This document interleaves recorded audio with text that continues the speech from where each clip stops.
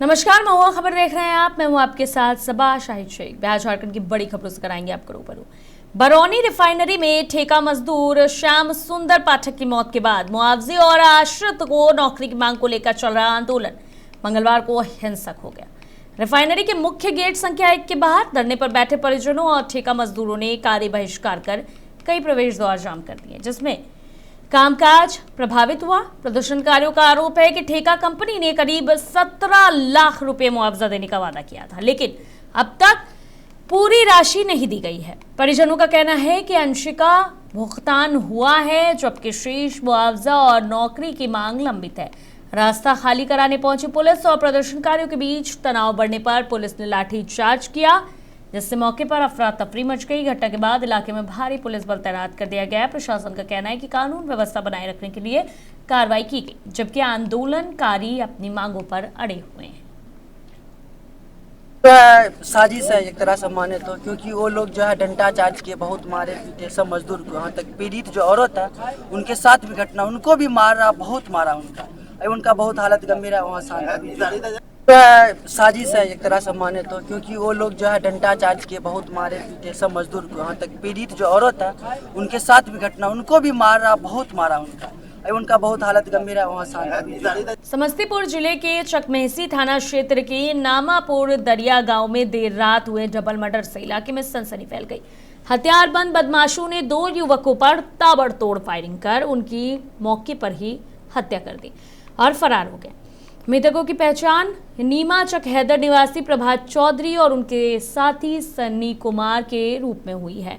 बताया जा रहा है कि प्रभात चौधरी पर पूर्व में कोर्ट परिसर के अंदर भी जानलेवा हमला हो चुका था। घटना की सूचना मिलते ही बड़ी संख्या में ग्रामीण मौके पर पहुंच गए। पुलिस के वरिष्ठ अधिकारी और एफएसएल टीम ने घटनास्थल का निरीक्षण कर वैज्ञानिक साक्ष्य जुटाए। दोनों शवों को पोस्टमार्टम के लिए सदर अस्पताल भेज दिया गया। फिलहाल हत्या के कारणों का खुलासा नहीं हो सका। पुलिस सभी पहलुओं पर जांच करते हुए आरोपियों की गिरफ्तारी के लिए छापेमारी कर रही है। इलाके में एहतियातन पुलिस बल तैनात कर दिया गया। भारत नेपाल सीमा पर तैनात एसएसबी ने बड़ी कार्रवाई करते हुए एक संदिग्ध बांग्लादेशी नागरिक को गिरफ्तार किया। ये कार्रवाई रक्सौल के हरैया थाना क्षेत्र स्थित कस्टम चौक और मैत्री पुल के पास की गई, जहां आरोपी कथित तौर पर अवैध रूप से नेपाल में प्रवेश करने की कोशिश कर रहा था। गिरफ्तार व्यक्ति की पहचान 28 वर्षीय मोहम्मद श्याम हुसैन निवासी मुंशीगंज ढाका के रूप में हुई है। आपको बता दें कि प्रारंभिक जांच में पता चला कि वो बिना वैध वीजा और यात्रा दस्तावेजों के लंबे समय से भारत में रह रहा था। सुरक्षा एजेंसियों के अनुसार वो सीमा पार कर नेपाल जाने की फिराक में था, लेकिन गश्त कर रही एसएसबी टीम ने उसकी संदिग्ध गतिविधियों को देखते हुए उसे रोक लिया। पूछताछ के दौरान वो भारत में रहने अथवा नेपाल जाने से संबंधित कोई वैध दस्तावेज प्रस्तुत नहीं कर सका। आवश्यक कागजी कार्रवाई पूरी करने के बाद एसएसबी ने आरोपी को हरैया थाना पुलिस के हवाले कर दिया। पुलिस अब ये पता लगाने में जुटी है कि वो भारत में किन किन स्थानों पर रहा, उसकी मदद किसने की और उसका उद्देश्य क्या था। मामले में विदेशी नागरिकों से जुड़े कानूनों के तहत आगे की कार्रवाई की जा रही है। साहिबगंज और बिहार के मनिहारी गंगा घाट के बीच गंगा नदी में सोमवार को एक अनोखा और रोमांचक दृश्य देखने को मिला। नदी के रास्ते एक साथ 3 विशाल मालवाहक जहाज गुजरते दिखाई दिए, जिन्हें देखने के लिए घाटों पर स्थानीय लोगों की भारी भीड़ उमड़ पड़ी। जहाजों पर लदे विशाल वैक्यूम टावर और औद्योगिक रिएक्टर लोगों के आकर्षण का केंद्र बने रहे। गंगा में एक साथ इतने बड़े जहाजों का संचालन इस क्षेत्र के लिए नया अनुभव रहा।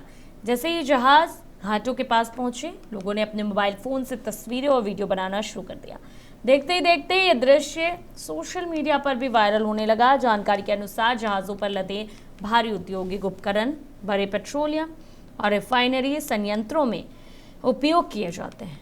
इनका आकार और वजन अत्यधिक होने के कारण इन्हें सड़क मार्ग के बजाय जल मार्ग से सुरक्षित तरीके से गंतव्य तक पहुंचाया जा रहा है। विशेषज्ञों का कहना है कि गंगा जल मार्ग पर इस तरह के भारी मालवाहक जहाजों का संचालन देश में आंतरिक जल परिवहन की बढ़ती क्षमता और मजबूत होती लॉजिस्टिक व्यवस्था का संकेत है। फिलहाल इन विशाल जहाजों की यात्रा पूरे इलाके में चर्चा का विषय बनी हुई है। सरायकेला में झारखंड आंदोलनकारियों ने अपनी लंबित मांगों को लेकर अनिश्चितकालीन धरना शुरू कर दिया है। सीधू कान्हू पार्क में झारखंड आंदोलनकारी मंच के बैनर तले बड़ी संख्या में आंदोलनकारी जुटे और सरकार के खिलाफ अपनी आवाज बुलंद की। आंदोलनकारियों का कहना है कि अलग झारखंड राज्य के गठन में उनके संघर्ष, त्याग और बलिदान की महत्वपूर्ण भूमिका रही। इसके बावजूद उन्हें अपने अधिकारों के लिए सड़क पर उतरना पड़ रहा है। धरना दे रहे आंदोलनकारियों ने आरोप लगाया कि सरकार की ओर से मिलने वाली समान पेंशन पिछले 7 महीनों से लंबित है। पेंशन का भुगतान नहीं होने से कई आंदोलनकारियों को आर्थिक परेशानियों का सामना करना पड़ रहा है। आंदोलनकारियों ने सरकार से बकाया पेंशन का जल्द भुगतान करने, सम्मान और सुविधाओं से जुड़ी लंबित मांगों को पूरा करने की मांग की है। उन्होंने चेतावनी दी है कि अगर जल्द समाधान नहीं निकला तो आंदोलन को और तेज किया जाएगा। झारखंड आंदोलनकारियों ने साफ कहा है कि मांगे पूरी होने तक उनका अनिश्चितकालीन धरना जारी रहेगा। वहीं सरकार से जल्द सकारात्मक पहल की उम्मीद जताई गई है। हम लोग को सरायकेला खरसाना जिला से जो आंदोलनकारी जो पेंशन मिलता है वो 7 महीना से नहीं मिला है, इसीलिए हम लोग धरना में बैठे हैं। तो यहाँ धरना में बैठे हैं तो यहाँ कोई सूदी लेने तक सरकार पदाधिकारी। हम लोग सरायकेला खरसवा के सभी चिन्हित झारखंड आंदोलनकारी हैं और हम लोग सिद्धू कानू पार्क में इसलिए हम लोग धरना पर हम लोग बैठे हैं। आज 7 महीना हो गया सरायकेला खरसवा जिला के झारखंड आंदोलनकारी जो सम्मान पेंशन सरकार देती है 7 महीना से हमारा लंबित है और इस संबंध में जिला प्रशासन से कई बार हम लोग संवाद भी किए, बात किए कि हम लोग का सम्मान पेंशन जो मिलता है उसको अविलंब दिया जाए। जब सरकार संज्ञान नहीं लिया इस पर तो बाध्य होकर के हम लोग को आंदोलन का रास्ता लेना पड़ा और अभी हम लोग जब तक हमारा 7 महीना का पेंशन सरकार नहीं देता है जिला प्रशासन तब तक धरना। हम लोग को सरायकेला खरसाना जिला से जो आंदोलनकारी जो पेंशन मिलता है वो 7 महीना से नहीं मिला है, इसीलिए हम लोग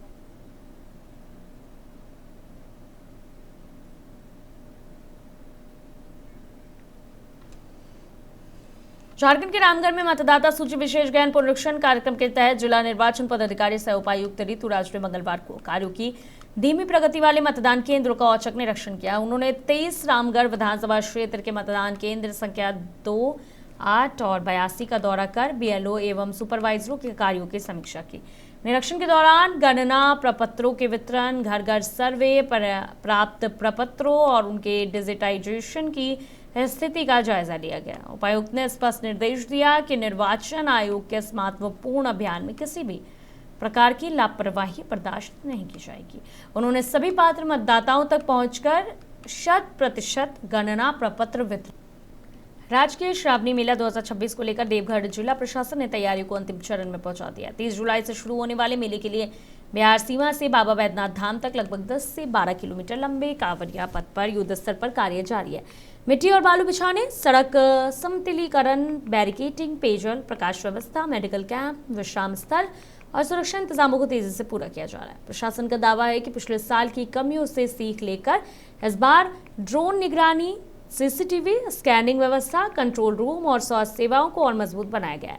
हर साल लाखों श्रद्धालु बाबा बैद्यनाथ के जल अभिषेक के लिए देवघर पहुंचते हैं, इसलिए भीड़ प्रबंधन प्रशासन के लिए सबसे बड़ी चुनौती होगी। अब सभी की नजर इस बात पर है कि 30 जुलाई से शुरू होने वाले मेले में तैयारियां जमीन पर कितनी सफल साबित होती है। इसके बाद इसमें मेटल गिरेगा, इसके ऊपर बालू गिरेगा। बालू गिरेगा और ये श्रावणी मेला को लेकर तैयारियां चल रही हैं। तो क्या है इसके बाद फिर ये कौन सी जगह है, इसके बाद फिर कहाँ आप लोग जाइएगा, फिर इसके बाद कहाँ जाइएगा आप लोग? बिहार में भी ठीक व्यवस्था था और झारखंड में भी सब कुछ लगभग ठीक ही है। ये रोड जो अभी नया तरह का पिचिंग देख रहे हैं हम लोग, तो उसी समय समझिए कि इसके ऊपर से बालू डाला जाएगा। तो क्योंकि समय अब वही 20 दिन करीब रह गया है तो सरकार जल्दी से जल्दी इस पर बालू डाले ताकि किसी कमरिया को दिक्कत नहीं हो। और सावन से पहले भी बहुत सारे कमरिया आ रहे हैं, हमारे साथ भी 30-35 कमरिया हैं जो कि अभी पीछे हैं। धीरे धीरे आपने देखा कि बिल्कुल श्रावणी मेले की तैयारी जो है वो बिल्कुल चरम पे है। कुछ ही दिन शेष बचा है श्रावणी मेला को और मैं उसी जगह मौजूद हूँ जहाँ से बिहार के तमाम राज्यों के श्रद्धालु इसी गेट से होकर इसी महिमा जो है, इस गेट को महिमा मंडन भी कहते हैं, इसी गेट से जो है झारखंड में प्रवेश करते हैं। और झारखंड यहाँ से 9 से 10 किलोमीटर की दूरी पर है। और यहाँ पर हेमंत सोरेन सरकार ने जो जिस तरह से व्यवस्थाएं रखी है, जिस तरह से आप विजुअल में देख रहे हैं, जिस तरह से आप अपने टीवी स्क्रीन पर देख रहे हैं कि जिस तरह से सड़कों का काम शुरू है, जगह जगह पंडाल लगाए जा रहे हैं, तमाम तरह की जो शिविर हैं, निःशुल्क शिविरें हैं, वो भी लगाई जा रही हैं। तो हेमंत सोरेन सरकार जिस तरह से कमर कसी हुई है, क्योंकि बता दूं आपको कि पिछले साल नमन पीएस लकड़ा यहाँ के देवघर के उपायुक्त थे। उन्होंने पूरी तरह से जो है श्रावणी मेला को अपने क्षेत्र में बांध कर रखा था और कहीं कोई कमी महसूस नहीं हुई थी। उसके बाद जिस तरह से अब नए उपायुक्त आए हैं भुवानिया साहब, उसके बाद अब देखना ये होगा, दिलचस्प ये होगा कि क्या श्रावणी मेला पिछले साल की मार्फत इस साल कितना बेहतर होगा। अतुल कुमार गौतम, महुआ खबर, देव। समाहरणालय सभागार में उपायुक्त दिलेश्वर महतो की अध्यक्षता में साप्ताहिक जन शिकायत निवारण दिवस का आयोजन किया गया। शिविर में जिले के अलग अलग प्रखंडों से आए 50 से अधिक लोगों ने अपनी समस्याओं और मांगों से जुड़े आवेदन प्रशासन को सौंपे।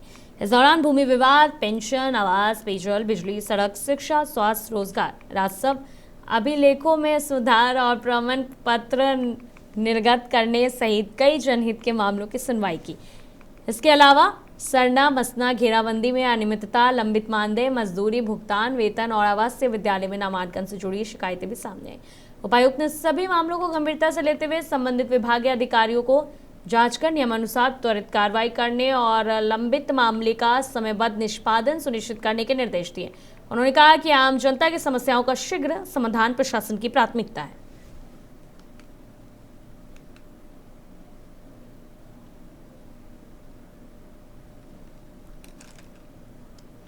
फिलहाल के लिए इतना ही। खबरों का सिलसिला महुआ खबर पर यूं जारी रहेगा। देखते रहिए महुआ खबर। नमस्कार।